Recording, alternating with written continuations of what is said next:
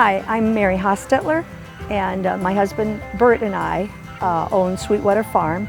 It's the farm that I grew up on, and we transitioned back in '95. We wanted to take a trip as a family, and so we started with a little card table, and then our son was interested in the dairy aspect, and so we just grew this from there. We grow, we try to grow 90% of the vegetables that we sell, which this year was a little more of a struggle with the weather.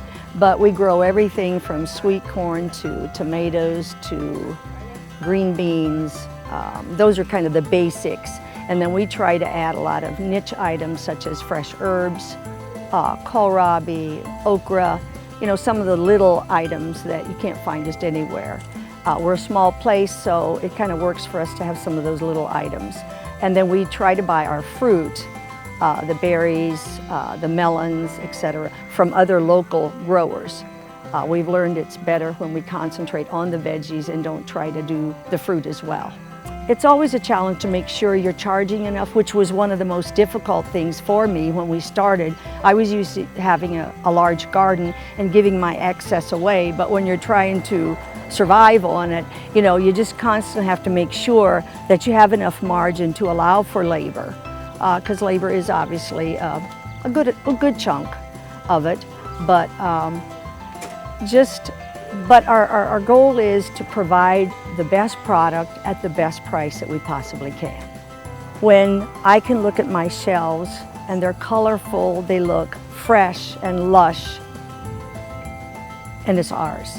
That is probably the most rewarding thing in this, just knowing that we raised that from a tiny little seed, and this is the end result.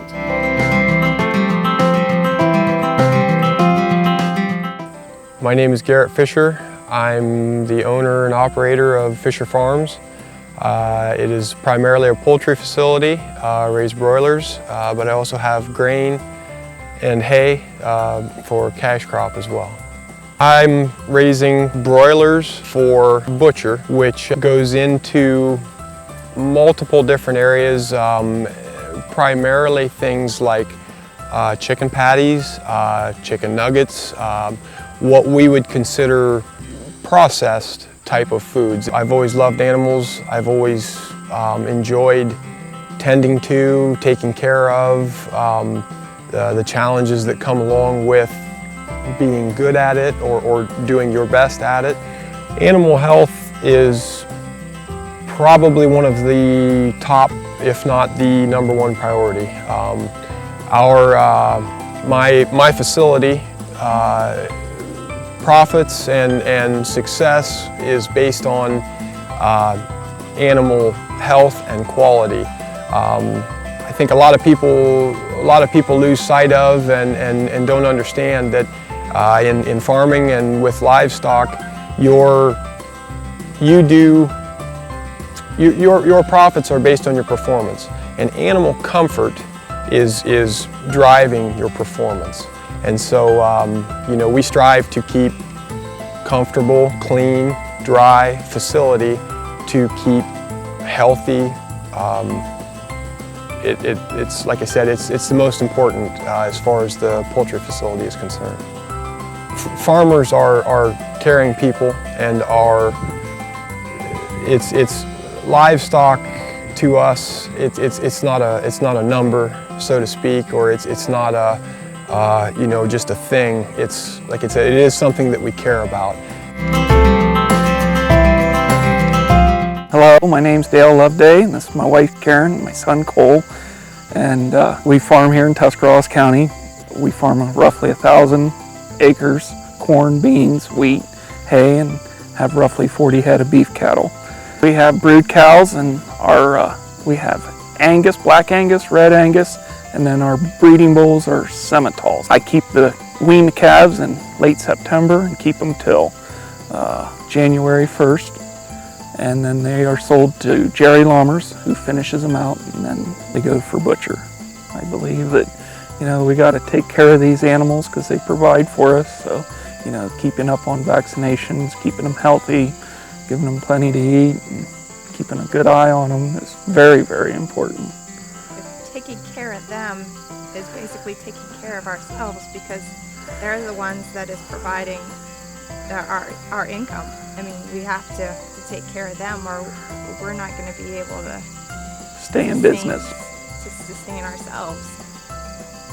I work for the people, and the beef industry is basically how I feel, because my end product ends up on somebody's plate.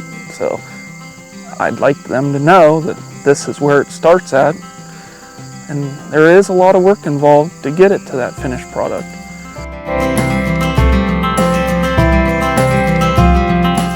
Matt Durbin, family farm operation, grain farm, farm roughly 1,000 acres of corn, 1,000 acres of soybeans, a couple hundred acres of wheat. My son has nearly 50 Angus brood cows, pasture and hay ground then on top of that.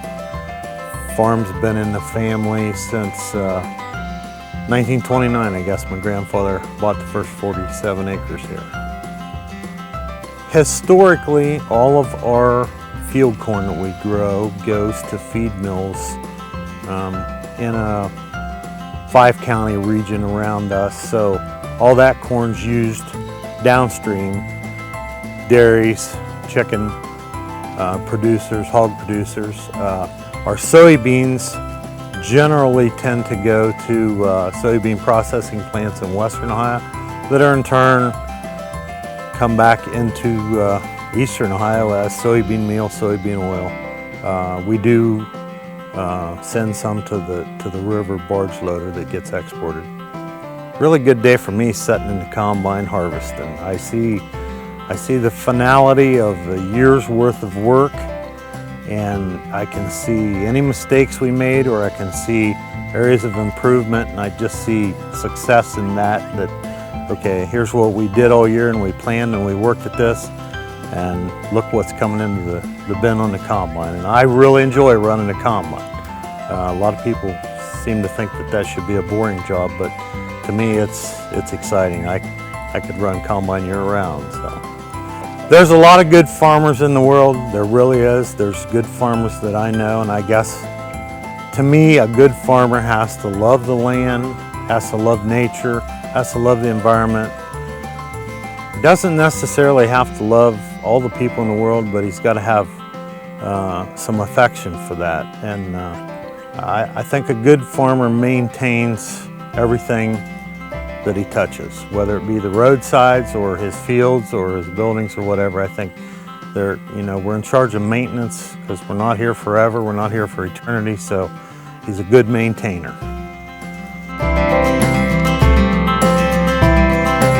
My name's Terry Spect, and I'm a veterinarian. I work in western part of Ohio with Dr. Bill Minton at Minton Veterinary Service. And today we're at my home farm where I grew up, which is in eastern Ohio, Tuscarawas County. And so we raise beef cattle, sheep, and hogs. Currently I work a lot with swine medicine, and there was a disease that came into the U.S. in May of 2013 that was pretty devastating, and I saw a lot of the outcomes of that. And it just took a lot of work for those farmers to keep on top of things and manage their financials as best as possible. So just pretty much growing up around them, and then also the people. A lot of times in vet school, everybody said, well, I want to work with animals, but sometimes you forget that there's always a person attached, and just being the caregiver and knowing how hard a job it is, and being able to help them out, determine what's best for the animals and what's best for their farm. In the barns, talking with the producers, talking with the team. There's always a lot of these sow farms, it takes a whole team to get the job done. And the best days are usually when that whole team is right there and we're going through the processes that they're doing, some of the things that they may be able to do better to help better that farm, better the health of those pigs. My name's Dan Andras, President of Andras Farms, Sugar Creek, Ohio. We're one of the largest farms in eastern Ohio, maybe the largest in Tuscarawas County. We milk approximately 1,150, 1,200 cows 3 times a day. We're here 24/7, 365 days a year, guaranteeing, producing not only the feeds for the animals, but taking care of those animals, caring for their every need, and then harvesting that final product and making sure that it is the high quality product that the American consumer demands from us. The animals are extremely well taken care of from birth until they leave the farm. Vaccinations, everything nutritionally is provided for them. Every want and need that they have or that's required of us is provided to them.